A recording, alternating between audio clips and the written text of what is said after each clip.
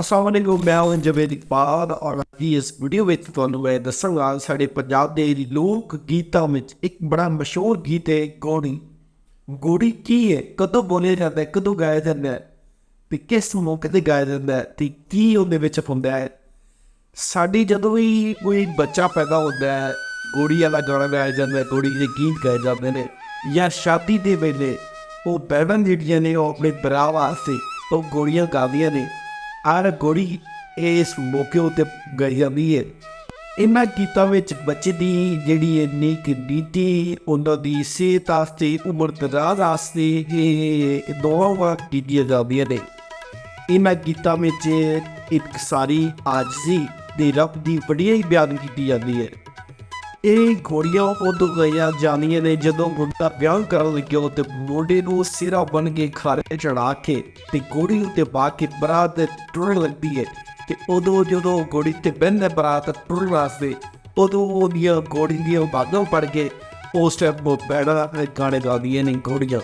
ਉਹਦੀਆਂ ਬੈੜਾ ਲਾੜੇ ਦੀਆਂ ਬੈੜਾ ਤੇ ਉਹਦੀਆਂ ਪਾਪੀਆਂ ਘੋੜੇ ਦੀਆਂ ਬਾਗਾਂ ਫੜ ਕੇ ਇਹ ਘੋੜੀਆਂ ਗਾਉਂਦੀਆਂ ਨੇ ਤੇ ਨਾਲੇ ਲਾਤ ਮੰਗਦੀਆਂ ਨੇ। ਇਹ ਘੋੜੀਆਂ ਕਿਸ ਤਰ੍ਹਾਂ ਆਉਂਦੀਆਂ ਨੇ ਇੱਕ ਦੋ ਤੁਹਾਨੂੰ ਮੈਂ ਦੱਸਣਾ ਵੀ। ਮੈਂ ਵੀਰੇ ਨੂੰ ਘੋੜੀ ਚੜਾ ਰਹੀ ਆ ਨੀ ਮੈਂ ਵੀਰੇ ਦੇ ਸ਼ਗਨ ਗਾ ਰਹੀ ਆ।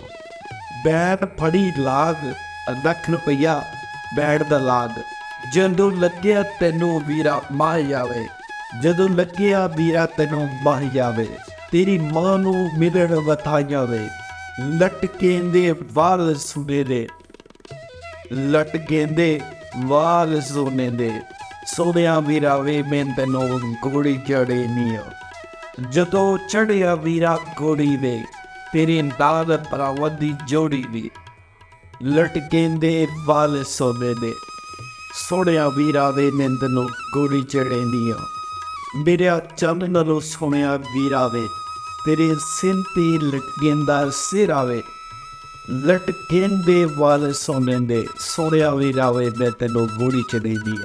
ਜਦੋਂ ਚੜਿਆ ਵੀਰਾ ਖਾਰੇ ਵੇ ਤੇਰਾ ਬਾਪ ਰੁਪਈਏ ਬਾਰੇ ਵੇ, ਲਟਕਣ ਦੇ ਵਾਲ ਸੋਨੇ ਦੇ, ਮੇਰਾ ਸੋਹਣਿਆ ਵੀਰਾ ਵੇ ਜਦੋਂ ਲਿਆਂਦੀ ਵੀਰਾ ਡੋਲੀ ਵੇ, ਤੇਰੀ ਡੋਲੀ ਵਿੱਚ ਬਬੋਲੀ ਵੇ, ਲਟਕਣ ਦੇ ਵਾਲ ਸੋਨੇ ਵੇ, ਮੇਰਾ ਸੋਹਣਿਆ ਵੀਰਾ ਵੇ ਮੈਂ ਤੈਨੂੰ ਘੋੜੀ ਚੜੇ ਨੀ। ਇਹ ਸੀ ਮੇਰੀ ਪੰਜਾਬੀ ਦੀ ਅੱਜ ਦੀ ਵੀਡੀਓ। ਇਹਦੇ ਵਿੱਚ ਮੈਂ ਤੁਹਾਨੂੰ ਪੰਜਾਬੀ ਦਾ ਇੱਕ ਲੋਕ ਗੀਤ ਘੋੜੀ ਦੱਸਿਆ ਹੈ ਕਿ ਕਦੋਂ ਗਾਇਆ ਜਾਂਦਾ ਹੈ ਅਤੇ ਕਿਵੇਂ ਗਾਇਆ ਜਾਂਦਾ ਹੈ, ਉਹਦਾ ਮਕਸਦ ਕੀ ਹੁੰਦਾ ਹੈ। ਅਗਰ ਤੁਹਾਨੂੰ ਵੀਡੀਓ ਮੇਰੀ ਪਸੰਦ ਆਈ ਹੋਵੇ ਜਾਂ ਮੇਰੀ ਇਹ ਕੋਸ਼ਿਸ਼ ਪਸੰਦ ਆਈ ਹੋਵੇ ਅਤੇ ਮੈਂ ਤੁਹਾਡੇ ਵਾਸਤੇ ਅਗਲੀ ਵੀਡੀਓ ਵਿੱਚ ਇੱਕ ਪੰਜਾਬੀ ਦਾ ਇੱਕ ਹੋਰ ਲੋਕ ਗੀਤ ਲੈ ਕੇ ਹਾਜ਼ਰ ਹੋਵਾਂਗਾ। ਇਹਨੂੰ ਸਬਸਕ੍ਰਾਈਬ ਕਰਨਾ, ਮੇਰੇ ਚੈਨਲ ਦੇ ਅਗਰ ਜੁਸ ਜੁੜਿਓ। ਅਗਲੀ ਵੀਡੀਓ ਵਿੱਚ ਮੈਂ ਤੁਹਾਡੇ ਵਾਸਤੇ ਪੰਜਾਬੀ ਦਾ ਇੱਕ ਹੋਰ ਲੋਕ ਗੀਤ ਲੈ ਕੇ ਆਵਾਂਗਾ। ਬਹੁਤ ਸ਼ੁਕਰੀਆ।